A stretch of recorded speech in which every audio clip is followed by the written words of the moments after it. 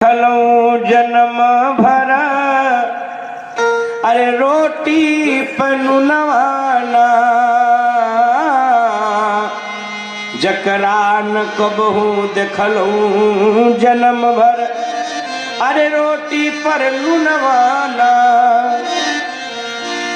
तकरा दुआर पर हाथी बिराजे अन धन सोनवाना ए गौरा दाई अन धन सोनवाना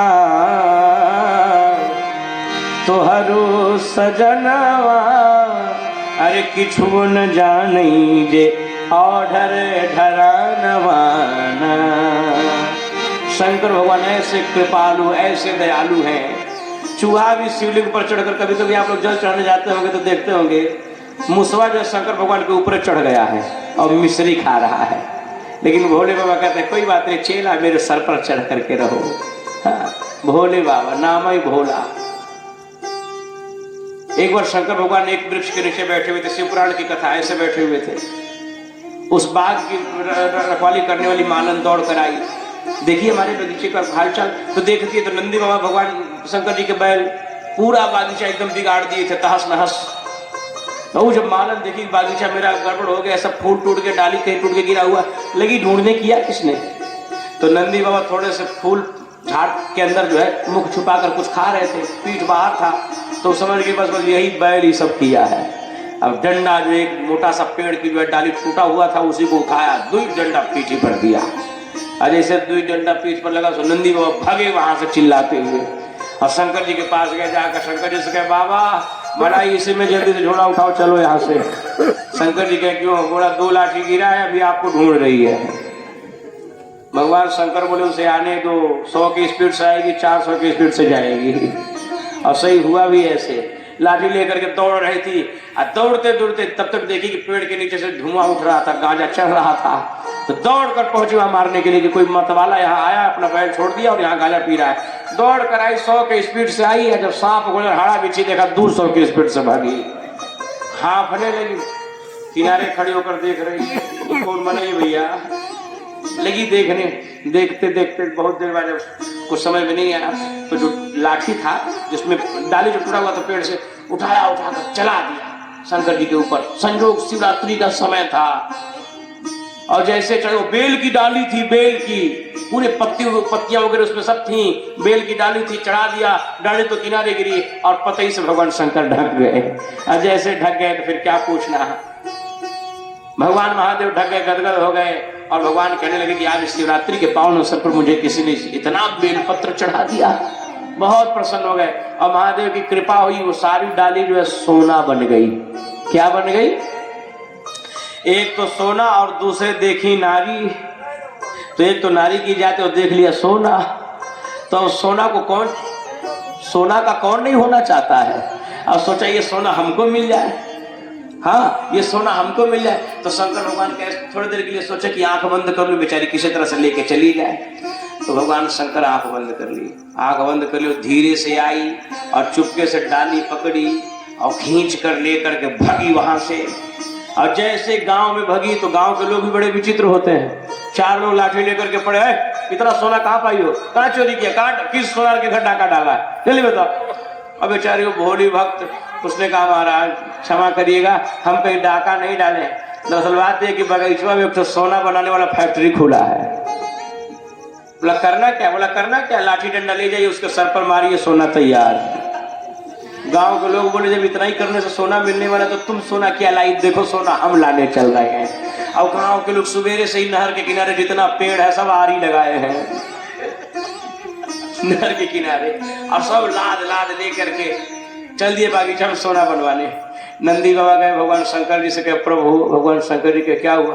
बोला सोना तो अधिक ड्रामा बढ़ा दिया। भगवान बोले क्यों? बोला ये सब लाइन जो देख रहे हैं लकड़ी लेके सब सोना वाला है और धीरे धीरे रखेंगे तो हम लोगों का जो है गोविंदाय नमो नमः। भगवान शंकर के घबराओ नहीं, भाव से आता उसी को सोना मिलता है और जो भाव से ले जाएगा उसको तो जीवन भर का रोना मिलेगा। आने तो दो। और जैसे लोग बागीचा में घुसे, शंकर भगवान झोले में हाथ निकाले, एक मुठा भभूत निकाला, फूंक दिया, बड़े बड़े हाड़ा बने। सरगा हुआ, और इतना सोना दिया, इतना सोना दिया, क्या पूछना। कई दिनों तक बुखार खेले लोग, घर में से बाहर नहीं निकले। अब सोना पाने वाला बहुत जीवन से उतर गया कि सोना कभी मिलना है। भगवान भोले शंकर तो इतने अद्भुत, इतने कौतुकी है, इतनी कृपा करते हैं। प्रेम से बोले भगवान भोलेनाथ की।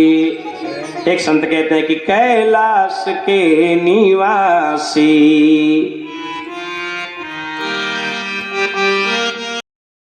भारत देश है मेरा, जहाँ सत्य अहिंसा और धर्म का पग पग लगता तेरा।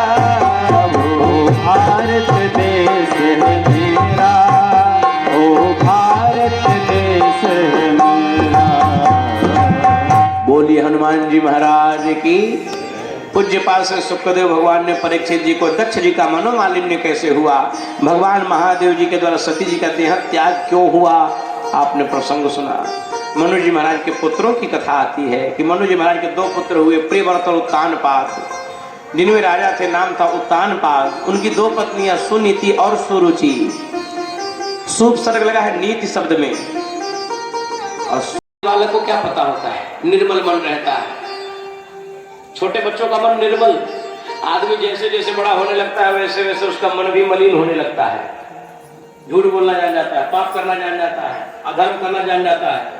लेकिन जब एक छोटा बच्चा है वो चोरी नहीं करता, झूठ नहीं बोलता है, मन निर्मल। एक कवि ने कहा है कि मैं कब बना संसारी मुझे होश ना था, मेरा निर्मल निर्मल मन था कोई दोष ना था। तब जाकर के तुमको इधर आदि गति मिलेगी, अन्यथा मिलेगी नहीं। एक बच्चों को आपने देखा होगा, बच्चों को कोई डांट भी देता तो रोने लगते हैं। ध्रुव जी महाराज रोने लगे, आंखें लाल लाल हो गई, आंखों से आंसू के फड़ारे बहने लगे, रोते रोते अपने माँ के पक्ष में जाते हैं।